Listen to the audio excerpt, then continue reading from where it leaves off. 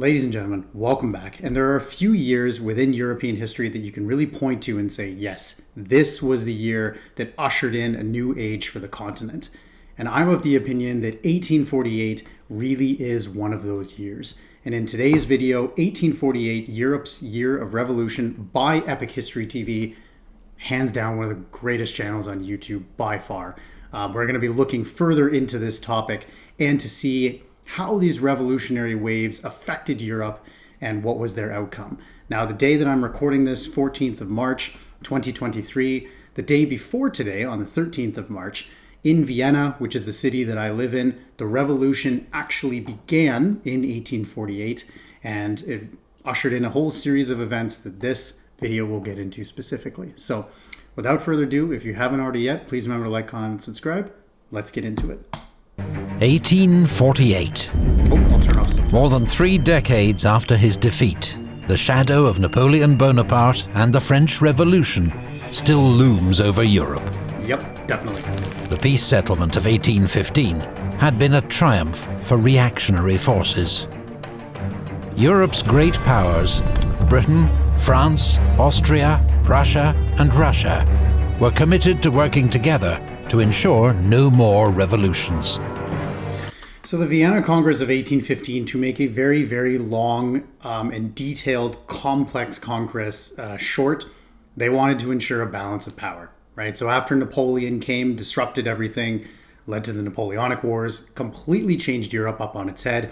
The reactionary figures, which in this case means the more conservative monarchy, monarchy-aimed figures, they wanted to keep a balance of power within Europe, which arguably they were actually quite successful in. Between 1815 and really 1848, obviously there were events such as the uprising in Poland in 1830, but the sort of crushing of liberal ideas was arguably successful. Now, you can never truly crush an idea, but between 1815 and 1848, Europe was in a relative state of peace. Now, I use that term lightly, but it was largely successful within its aims. Radicalism and republicanism would not be allowed to disturb the peace of Europe again. Exactly. Austrian Chancellor Prince Clemens von Metternich is regarded as the architect of this new conservative order. Yep. Some historians call it the Metternich system. And yet, across Europe, there are many for whom the ideals of the French Revolution remain not a nightmare, but an inspiration. Liberals seek personal freedoms and civil rights, such as equality before the law, protected by constitutions, a free press, and regular elections. And nationalists. And with, and looking on now in 2023, between 1848 and 2023, obviously many, many, many years have passed, and arguably these liberals were on the right side of history. Free press, free elections, people being protected by a constitution, these are all aims that now the majority of all nations in the world do have, and definitely for the better. Share these aims with a desire in Italy and Germany for national unification, or in the multi-ethnic Austrian Empire for greater recognition, autonomy, and respect for language. Yeah, and just sort of setting the stage a little more too, a lot of this is tied with nationalism. So nationalism is a very, very important running theme throughout this period in history. And so nationalism in the sense of that, for example, the Romanians deserve to have their own states, the Hungarians deserve to have their own states, the Italians deserve to be unified. So 1848 is really the first war of Italian independence, if you will, Italian unification. As well as, Serbians, Croats, right? The multi-ethnic peoples within Europe that would not see their states created until 1918. Really, these ideas start to flourish during this time. Poles continue to seek the restoration of an independent Poland as well, and have launched one bloody uprising against the Russians in 1830. Their cause is supported by liberals across Europe. In most countries, liberals and nationalists face draconian censorship laws, arrest by the secret police, and bans on political parties and meetings. But there are always loopholes. In France, private banquets turn into political rallies. In Italy, scientific societies discuss politics, while gymnastic groups do the same in Germany. Okay. These just do a little bit of gymnastics and discuss a way of how to overthrow the government. Typical Tuesday. liberal movements are dominated by the middle class, with their own local and national agendas, but also many shared values and aims. They are passionate, organized, and waiting for their opportunity. Yes. I think it comes from France. I think it's the first revolution. Maybe it's Spain. One of the two. But it isn't just the middle classes that want change. By 1848, rising populations and food prices had created hunger, poverty, and social unrest across Europe. Low wages and hunger drive peasants to cities in increasing numbers, where they become cheap labor to feed the growing pace of industrialization. It's important to remember at this time that in these factories, there's no workers' rights. There's no safety protections. People would fatalities at work were very common, and there was zero protection for people at this point. So this is not a nice place to be in. And where a lot of these peasants, they're being driven to the cities. I believe there was not quite a famine, but there was a crop. It was something to do with potatoes, if I remember correctly, between Western and Northern Europe. I think it was called the Hungry 40s, sort of what it was referred to at the time. And so it was something to do with agriculture that had to push them into these cities, that like crop yields or something along these lines. You might be able to help me out here in the comment section below. They live in slums and work long hours in dreadful conditions, if they can find work. Violent protests by workers and peasants are on the rise. Harvest failures and potato blight make a bad situation worse, with a deadly famine in Ireland and food riots across France. And the Irish famine too. What's very interesting is that the population of Ireland still has not recovered to its pre-Irish famine levels. Still. And yeah, I didn't believe that either at first, but you can look it up yourself. It's insane. In the face of such crises, Europe's governments offer little support or hope of reform.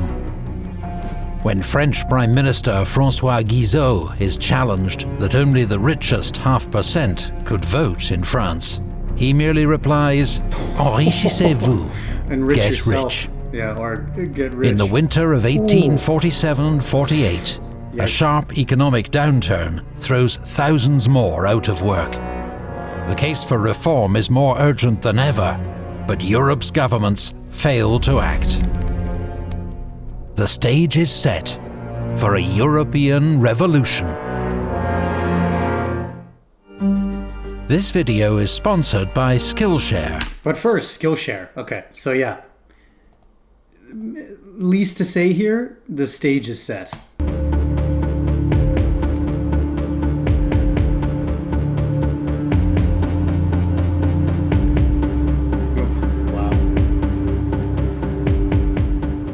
In southern Italy, the Kingdom of the Two Sicilies is ruled by Spanish Bourbon King Ferdinand II.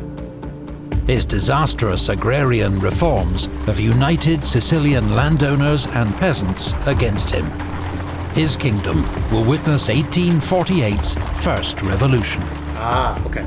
I thought it was Spain or France, but it was Sicily with a Spanish king. There we go. In Sicily, furious crowds chase Bourbon troops out of Palermo, and the island declares independence, readopting its liberal constitution of 1812. Okay. Revolutionary fervour spreads to the mainland. Mass rallies in Naples force King Ferdinand to issue his own constitution. In Piedmont, Sardinia, the threat of revolution persuades King Carlo Alberto to grant a constitution, and there are celebrations in the streets of Turin. Across the border in Austrian-ruled Lombardy-Venetia, Italian nationalists revolt in Milan and Venice. and drive out the Austrian garrisons. But as dramatic as these events are, they're about to be eclipsed by news from Paris. Yes, there you go.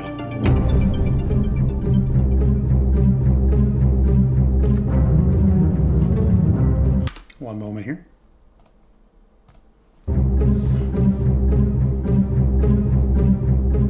Since France's 1830 July Revolution, the country has been ruled by Louis Philippe, the so-called citizen king. He's a more moderate figure than his Bourbon predecessor, Charles X, but he opposes further reform, despite the growing economic crisis. His Prime Minister, François Guizot, is hated. When he bans the banquets that are really opposition rallies, angry crowds march through Paris, chanting, "Down with Guizot, long live reform." Guizot resigns, but it is not enough. Nervous troops fire on the crowds. 52 civilians are killed. Louis Philippe loses control of the capital, and as the mob advances on the Tuileries Palace, he abdicates and flees to England. A new provisional government is formed, and from the Hôtel de Ville, new Foreign Minister Alphonse de Lamartine announces, "The Republic has been proclaimed." France's monarchy has fallen in just 3 days. 3 days to crumble a structure like that. Oof. The news is carried across Europe by the new telegraph system. The effect is electrifying.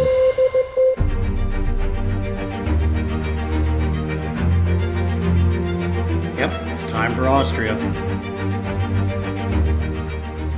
75-year-old Austrian Chancellor Prince Metternich is among the first to be informed of the revolution in Paris. So let's talk about Metternich a bit. So he is the ultimate conservative Austrian statesman. He's a big player within not only Austrian politics at the time, but also European history. He was instrumental in the marriage between Napoleon and Marie-Louise. Sorry if I'm pronouncing that wrong. He was also credited sort of somewhat with not having any major European wars between 1815 and 1848, and very conservative figure and arguably quite split down the middle too on how he's seen today. But he's despised liberalism. He was a staunch conservative at heart, and he was an absolute monarch at that too. So yeah, he's an interesting figure. I would highly recommend reading up a bit of him on your own and cast your own judgment. Police chief assures him there's no chance of such a thing happening in Vienna. Yeah, right. But on the 13th of March, Yes, around 4,000 students, inspired by the news from Paris, march on the Landhaus, the assembly building, and force their way in. There's a confrontation with troops who open fire and kill 4. Vienna's workers side with the students. Yes. Much of the crowd's hostility is directed at Metternich. When the State Council suggests he resign, Metternich meekly agrees and heads into exile in England. And then proceeded to do nothing. That was it. He exiled himself to London, and that was pretty much it. So I guess him and the French king could have hung out or something like this. One of the most extraordinary political careers in Europe's history, spanning 40 years, comes to an end. Yep, just like that. Emperor Ferdinand suffers from epilepsy and a speech impediment, and is a largely passive figure. But when his council announces there will be elections for an assembly that will draft a constitution, crowds cheer him in the street. The secret police disappear. Censorship is ignored. The people of Vienna celebrate. Nationalists within the Austrian Empire are also inspired by events. In the Hungarian parliament, politician Lajos Kossuth makes a fiery speech denouncing Habsburg absolutism as the pestilential air which dulls our nerves and paralyzes our spirit. His speech Burns back in the day were just so much better, weren't they? is printed and circulated widely, inspiring others across the empire. Hungarians launched their own revolution, with 12 demands that include greater autonomy, a free press, and parliamentary reform. Czech liberals in Prague form a national committee and also send their demands to Vienna. There is even a Romanian nationalist uprising in the Ottoman province of Wallachia, forcing the abdication of the local prince.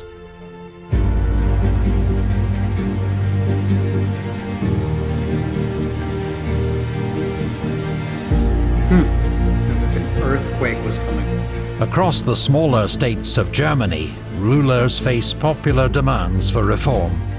Most quickly grant concessions to avoid losing their thrones. The black, red and gold tricolour, symbol of a united Germany, is prominent among the crowds. Germany's first ever National Assembly meets in Frankfurt, with elected delegates from across Germany. They debate how they will achieve the liberal dream of a unified Germany and begin drafting its national constitution. And cool enough, you can go visit this place today, actually. It is St. Paul's Church in Frankfurt, which is where they held their first National Assembly.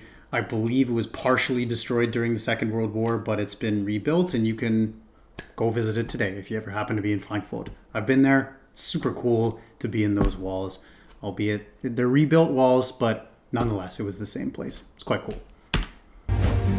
In the Prussian capital, Berlin, students and liberals are thrilled by developments and celebrate Metternich's fall. King Frederick William IV promises reform, but also moves extra troops into the city. Tensions escalate between Berliners and soldiers, and on the 18th of March, protesters erect barricades.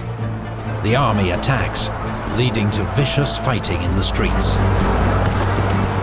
800 protesters are killed. The king loses his stomach for the slaughter and withdraws troops from the city, promising a new constitution. Right, and this has just happened so fast too. This is just in a few mere months. Can you imagine if this happened today, that the, I guess, provincial government of southern Italy falls, the government of France falls, the government of Austria has fallen, if you could imagine Austria encapsulated, let's just say they're all the same governments. Hungary, Romania, Serbia, Croatia, all these, Czech Republic, Slovakia, parts of Slovenia, all these governments have fallen within a few short months. Crazy to even consider. And so that's just the scale that is going on here in 1848. And of course, Russia says no to all of that. Unsurprisingly. Not all Europe is embracing change. Nope. In Russia, Emperor Nicholas firmly time. opposes any reforms. He'd been badly shaken by the Decembrist revolt. Go check out my video on that one. I've done a reaction to that. Really, really cool point I did in my Russia Country series. I'll link it in the top right. The opening day of his reign. Since then, he has tightened censorship and created a new secret police unit, the 3rd Department. There is a crackdown on all suspected subversives. Yes. Writer Fyodor Dostoevsky is among those arrested and subjected to a mock execution before he is exiled to Siberia. There will be no concessions in Russia. By European standards. And there would not be for a long time. So, for example, one of the outcomes of the 1848 revolutions is that serfdom is abolished in Austria. Serfdom would not be abolished in the Russian Empire for, I think, another 30 to 40 years. Russia, in terms of progressive reforms, were always behind the rest of continental Europe. Standards, Britain is already a liberal constitutional monarchy, and the middle classes broadly accept the status quo. But there is a popular movement calling for more democratic reforms. They're known as the Chartists, for the 6-point charter they wish to implement. A mass rally is organised for the 10th of April in London. This is a photograph of that meeting. That's cool. The authorities fear violence and draft in 80,000 extra police. That's cool. But not the 80,000 police, I'm talking about the photo. Event passes off peacefully. In the Netherlands, King William II backs a new constitution and reforms, successfully preempting any revolutionary disturbance. I think Denmark does. With fortuitous timing, Frederick VII of Denmark had abolished royal absolutism in January, so also avoids revolution. But he faces a German nationalist revolt in Schleswig-Holstein, which leads to war with the German Confederation. Denmark will ultimately prevail in this war thanks to diplomatic support from the other European powers. For now. In 1848, Polish hopes were high that these revolutions would pave the way for the restoration of an independent Poland. Europe's liberals, after all, had frequently expressed enthusiasm for the idea. But in reality, no major power is willing to risk confrontation with Russia for the sake of the Poles. A Polish rising in Posen is put down by the Prussians, while the Austrians deal with risings in Krakow and Galicia. And it's a shame too, because Poland would then not be on the map until 1918, to which then there would be even more conflict fought, particularly at that point with the Soviet Union and some other neighbor wars as well. And so one of these days I'm going to get into the history of Poland. It's, a tragic country to say the least. A tragic but proud one.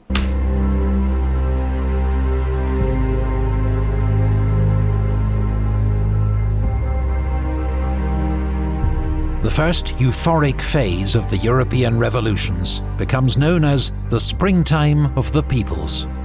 With censorship relaxed, there's an explosion in the number of newspapers, among them Cologne's radical new daily, Neue Rheinische Zeitung, edited by Karl Marx.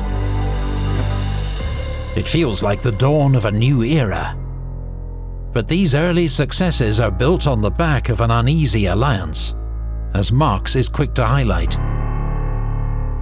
Middle-class liberals want constitutions, more inclusion in politics, and a free press. Workers, who are the revolutionary foot soldiers in many cities, want cheaper food and the right to work.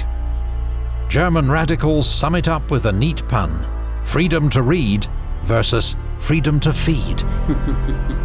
And it's funny that they use the word fressen, because fressen, again, still learning the language here, but fressen is what animals do. So for example, you would say ich esse, so essen, to eat. So human beings, they eat in this way. But fressen is like what dogs do. So zum Beispiel, der Hund frisst, right? So the dog is eating. I think that's inherent within the pun too, is that they're sort of calling workers animals in that sense. It might have been different, the language in 1848, but I think that's what they're doing there. If you're a native German speaker, please confirm me on that one. Europe's new assemblies are under pressure from conservatives who think they're going too far, and radicals and socialists who think they're not going far enough. Most horrifying of all to Europe's middle class, there hovers the threat of mass, direct action, social revolution, the mob. Again.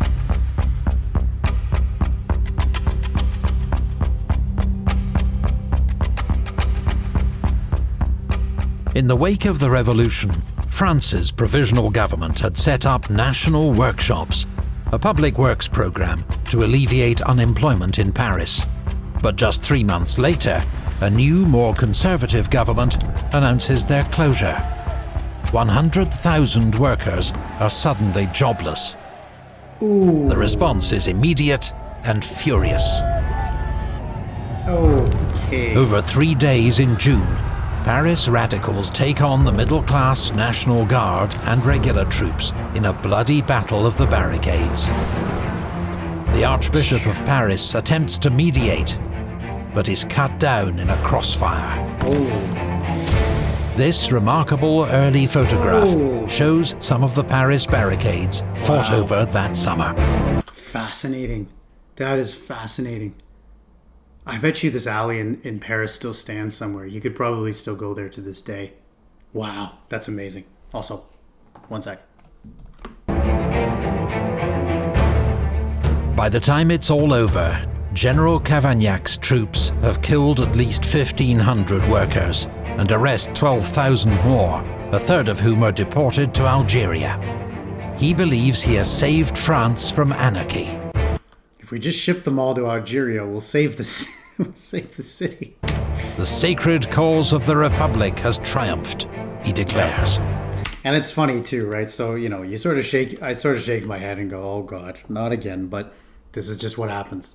This is always the thing that happens, is that it's very, very, very rare. Looking at the 20th century, because that's what I know more of, there was only a small handful of peaceful revolutions. One off the top of my head is the Velvet Revolution in Czechoslovakia.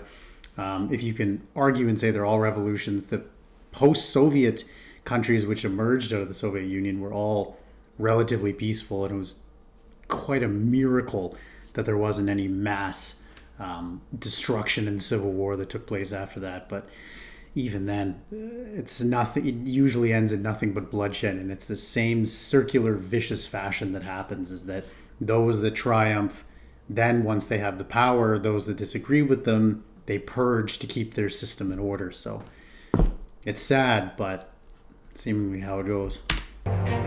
The French Revolution has split between left and right, with bloody consequences. Again, it paves the way for the return of a famous name from the past, promising unity and order. Napoleon III.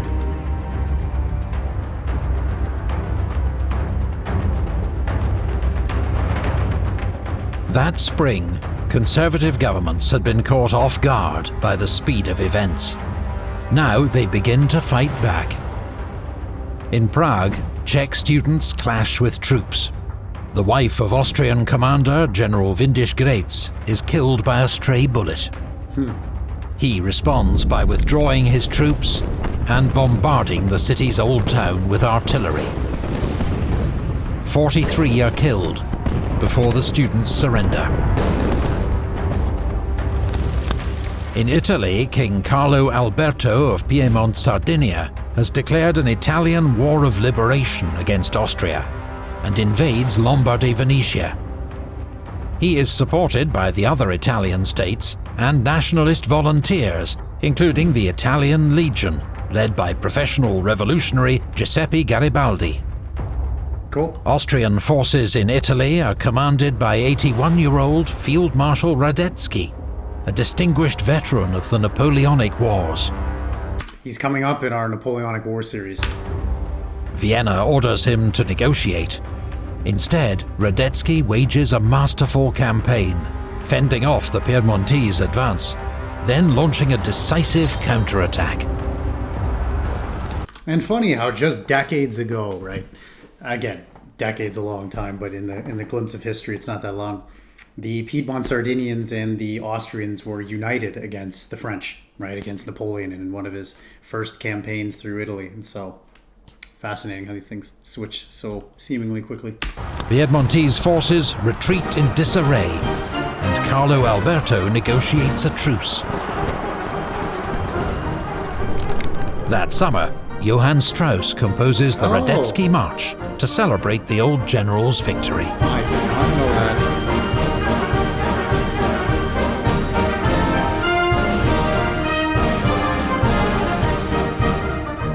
Cool.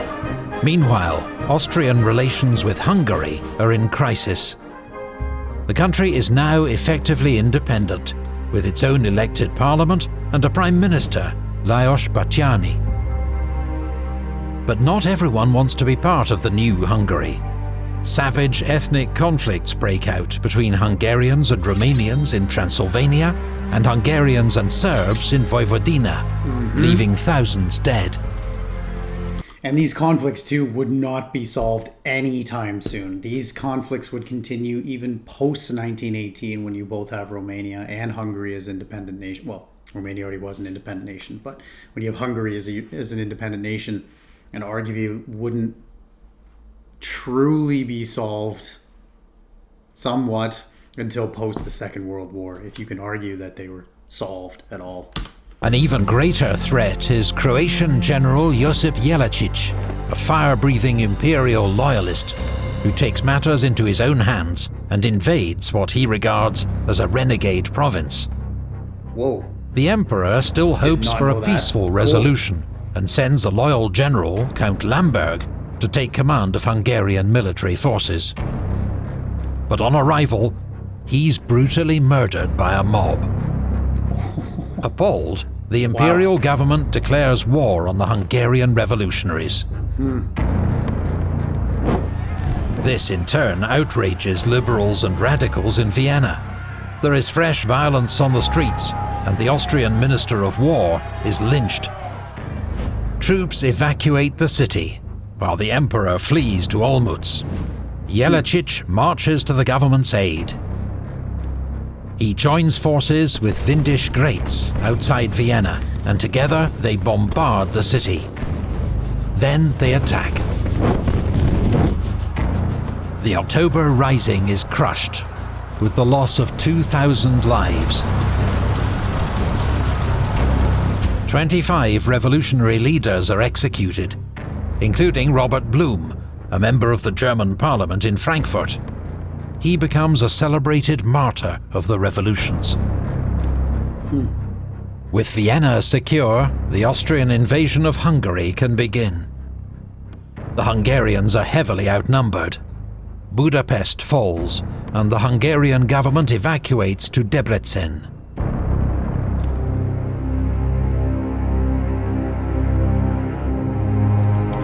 Order in Berlin, we shall have order in the country. Von Moltke.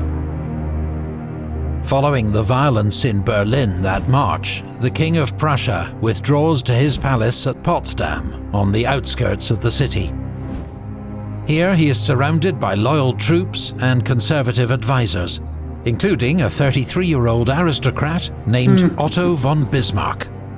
He wouldn't do anything with history. He wouldn't play any role. Never seen When this asked guy for again. his view on what should be done, Bismarck says nothing, but leans over to a piano and taps out the March of the Prussian Infantry. The forces of That's pretty conservatism badass. are strong in Prussia. There is deep loyalty to the state and the king. Allies, like Bismarck, adopt the enemy's tactics, launching conservative political organizations and newspapers to mobilize this support. By November, King Frederick William has noted the infighting of his opponents and the defeat of the Vienna Revolution, and decides to act. He orders General Wrangel to lead 13,000 troops into Berlin. They enter the city unopposed and order the Prussian assembly to disperse. It has no option but to comply. Prussia will get its constitution, but it is one handed down by the king, under which he retains full executive power. The day of my birthday, there you go. Prussian dreams of a true parliamentary system, even a republic, are dashed. Yes. Until much later. In December, 2 new players take the stage, who will play key roles in shaping the fate of Europe's revolutions. In Vienna, Emperor Ferdinand abdicates in favor of his 18-year-old nephew, Franz Josef. Yes. He will reign until his death in 1916. And I think he's like the 6th or 7th or something like this, longest reigning monarchs of all time. And in Vienna, to this day, when you walk around the first district, it's hard to find a building that doesn't have his name on it in some sort of manner, or wasn't associated with it, or it's quite difficult. They still sell in tourist shops portraits of Franz Josef, portraits of Sisi, his wife. There was actually just a new catering store that I saw opened up when I was walking around, and it's called Franz. And on the description of it, it says something like, "We make food the way Franz loved his Sisi," or something like this. And it's like he's turned into like this pop culture figure of the old way and of the old world in Austria. So there you go, just some observations from an outsider Canadian. In Paris, Louis Napoleon Bonaparte, nephew of Emperor Napoleon, is elected President of the French Republic in a landslide victory. He promises to heal divisions, impose order, and familiar. restore France to her former glory. Sounds familiar, doesn't it?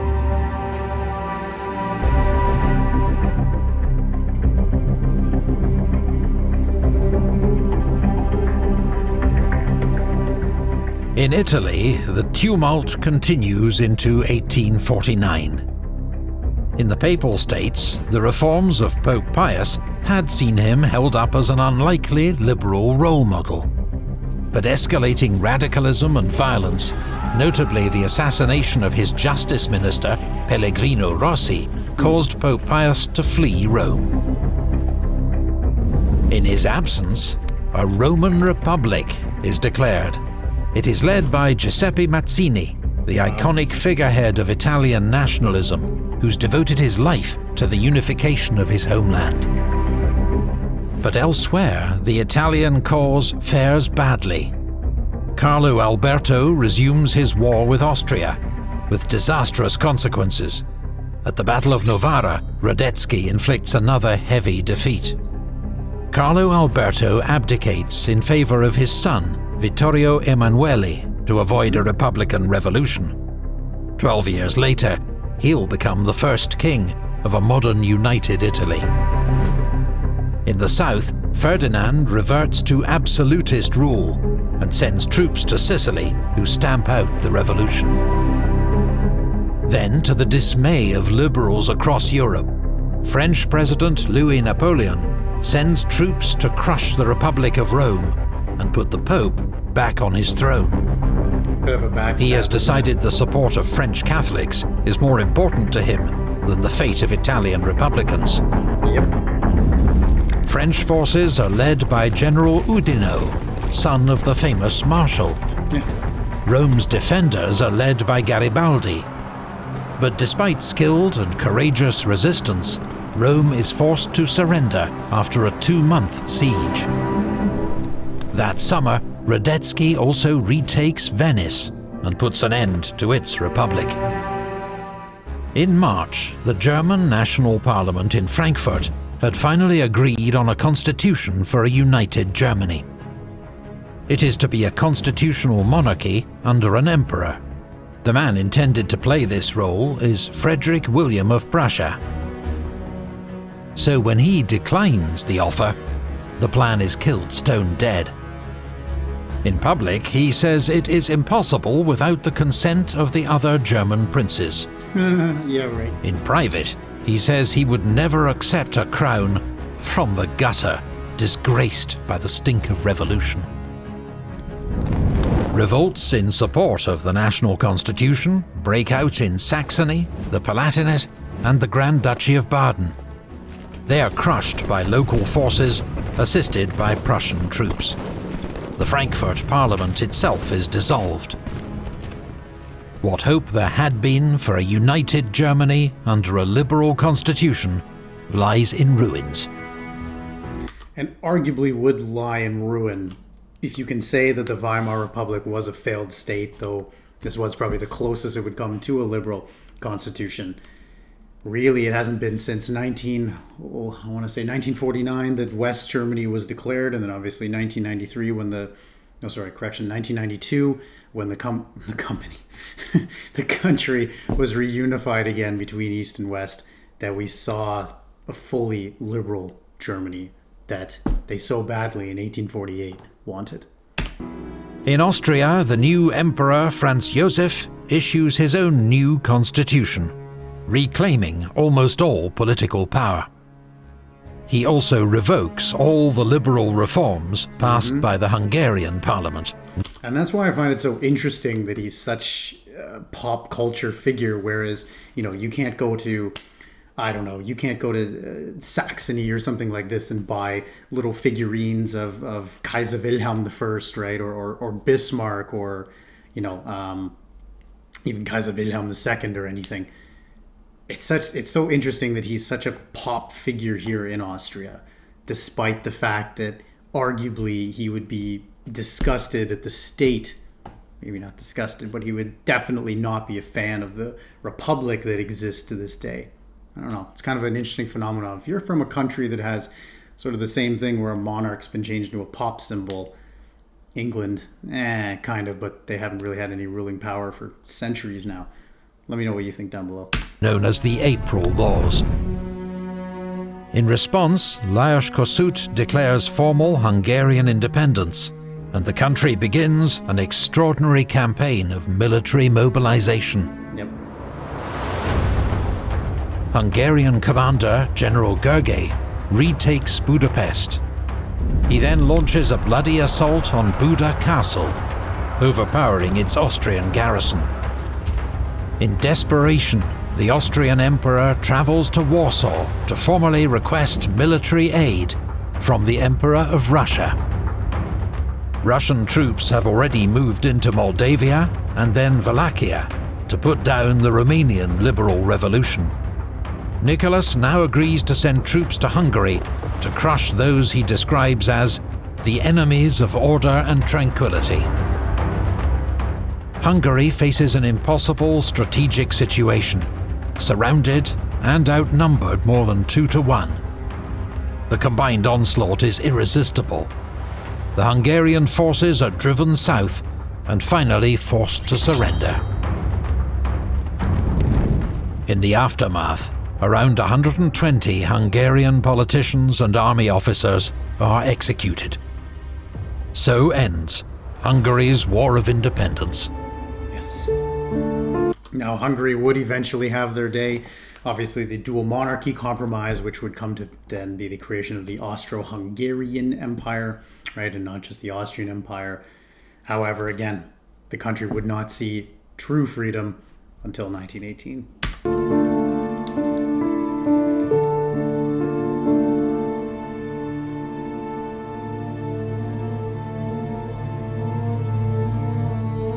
"1848 was a year like no other, a series of seismic political events following one upon another like falling dominoes. But what had been achieved? A British historian famously described 1848 as the turning point at which modern history failed to turn. And for all the euphoria of Europe's springtime of the peoples, by 1849, it seemed that the counter-revolutionaries had won everywhere. But some gains did endure, such as the abolition of serfdom in Austria and the popular vote in France, though France became a little less democratic in 1852, after Louis Napoleon made himself emperor. Across which then he would come to his own crushing defeat much later on at the hands of the Prussians, which would then lead to the reunification of Germany itself in 1871. So, temporary victory, I suppose. Europe, governments modernized and paid more attention to economic and social issues, partly in response to the new challenges that had emerged from socialist and working-class politics. The causes of German and Italian unification had been defeated, but made giant strides and learned crucial lessons. Definitely. Their goals would not be achieved by ideas alone, but the realities of force. In the words of Bismarck, the great questions of the day were to be settled not through speeches and majority decisions, but by iron and blood. It would be wars waged by powerful monarchies that united Germany and Italy. Yes. The legacy of 1848, for good and ill, would be felt for decades to come. Fantastic video. And with that, to pause on this image, I want to ask you, what do you think are the effects of 1848? And do you think that it's as important as we make it out to be? Or was it just a small blip in the radar that ultimately didn't really lead to anything? Now, I would argue that obviously years such as 1914 or 1918 had larger effects on European society and the world in general. Certainly 1945, 1939, whether you look at the beginning of the world wars or the end of the world wars. But I don't think 1848 is something that should be discounted. As I said before during the video, ideas Although you can crush the societies, ideas never really die. And these ideas would certainly be brought to life in Europe at different points. However, as that historian said, it was the moment in time that history failed to turn. So thank you very much for joining me on this video. I hope you guys enjoyed it. Let me know what you think in the comment section below. Let's start a discussion down there. I'd like to join you guys on that one. And one of these days, I will get this painting, and I'm going to put it right here. Maybe I'll get the one of the barricades in Vienna, but this one will definitely be on the wall. Thank you all again. Take care. Thank you for joining me on this long one, and I'll see you guys in the next video.